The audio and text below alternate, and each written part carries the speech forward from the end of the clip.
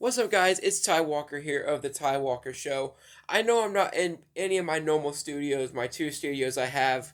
I just want to come out here with a video here.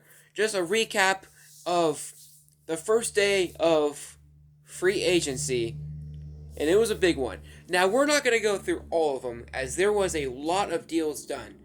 We're just going to go through a lot of the big ones, or ones that make sense for each team. Now, I mean, obviously, there's a lot of these do make sense for each team, but there's ones that make more sense than others. But also, a lot of these are going to be big headline sightings, and we'll also go into some of the things that are ongoing, or there is some rumors that we will talk about. So we're going to start off here with there's going to be no order on these, by the way, but we're going to start off with the one trade that happened, as this happened toward the beginning of the morning, even before that noon deadline or 1 o'clock in Central Time, which I know there's a lot of you guys that watch my videos at Central Time, like I do. That happened before that teams could start talking to free agents, and that was this trade between the New England Patriots and the Atlanta Falcons. The Atlanta Falcons did make a couple of moves in free agency, but they started the day off trading for what should be a backup tight end behind Kyle Pitts, and trading for Jonnu Smith, and sent New England a 7th round pick. In my opinion, I kind of think they got Jonnu Smith for a steal. I think Jonnu Smith is at least worth a 4th, maybe a 5th, not worth a 7th. So they kind of got him for a steal. So New England will get a 7th round pick, and Atlanta will get Jonnu Smith. So here comes, now obviously, like I said, we're not going to go through all the free agent signings, but we're going to go through a lot of them. Starting off with the New York Giants signing linebacker Bobby Okereke. I do not know how to pronounce his last name. That's the best you're going to get. Good signing. He did not do bad in Indianapolis, even though they did end up letting him go. It's a pretty solid signing for New York. Going to help that linebacking core very, very good. One of those good signings I was talking about, Atlanta earlier. Atlanta making a few moves. And here's one of them, getting defensive back Jessie Bates, signing Jessie Bates to a huge contract at Cincinnati. Had to let him walk. They really did not have much cap space left, so they ended up letting Jessie Bates walk.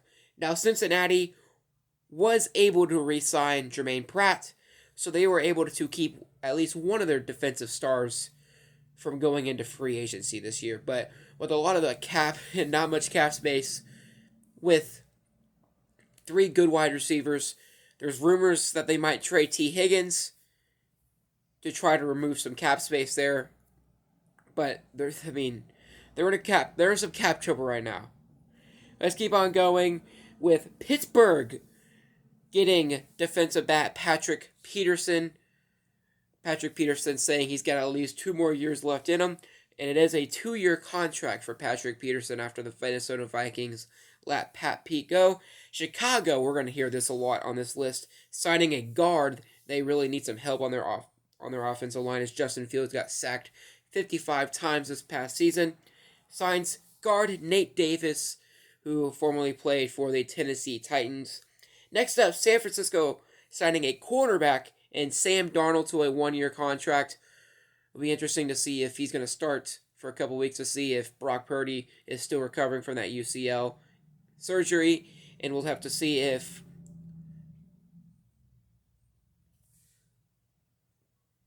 Trey Lance will be able to be that week 1 starter. If not, that is also why they signed Sam Darnold. Las Vegas getting a defensive back and getting Marcus Epps, one of a lot of Philadelphia players from that defense leaving. Tampa Bay was able to re-sign defensive back Jamel Dean to their roster. Next up, Atlanta was able to re-sign their guard Chris Lindstrom. He's actually now the highest paid guard, got a 5-year, $105 million contract. Chicago, I told you, was going to be on this list again, getting linebacker TJ Edwards, another one of those Philly players that are now gone. Jason Kelce re-signs with Philadelphia, instead of going to retirement. Here's what Jason Kelce said. I put much thought into whether it makes sense to play another season. After talking it over with my wife and many of my other friends and family, I have decided to return for another year. Thank you to all my supporters and distractors for fueling me. I ain't effing done yet. From Jason Kelce. That was on Twitter. So, Jason Kelce, not over. It looks like it's only going to be a 1-year contract, so we'll have to see.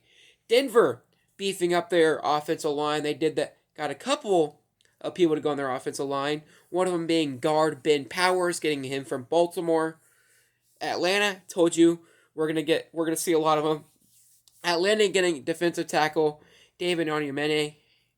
So we're gonna beef up that defense a little bit more. I told you, Denver got some people on that offensive line, getting offensive lineman Mike McGlinchey from the San Francisco 49ers.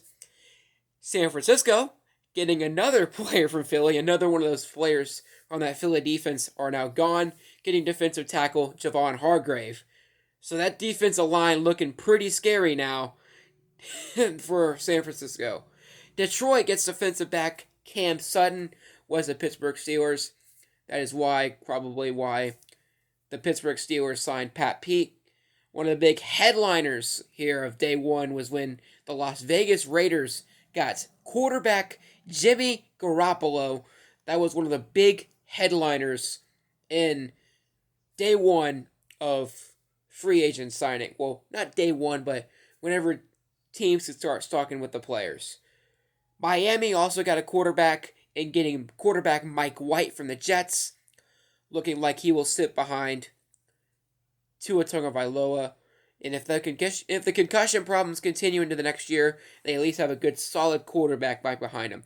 Chicago, not a surprise, once again on this list, here with a huge signing, getting linebacker Tremaine Edmonds on that offensive line. Not on that linebacking core, I meant to say.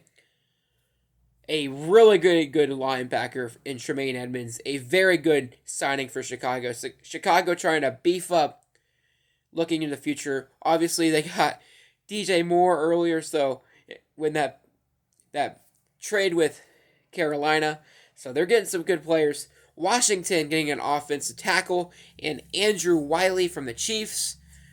And the Chiefs, right after Andrew Wiley left, the Chiefs decided to go ahead and get them an offensive tackle. And Jawan Taylor, who was with Jacksonville, obviously this probably would mean no Orlando Brown. That Orlando Brown will probably be gone. It's going to be big. Some rumors and trade possibilities. The still talks between Aaron Rodgers and the Jets continuing.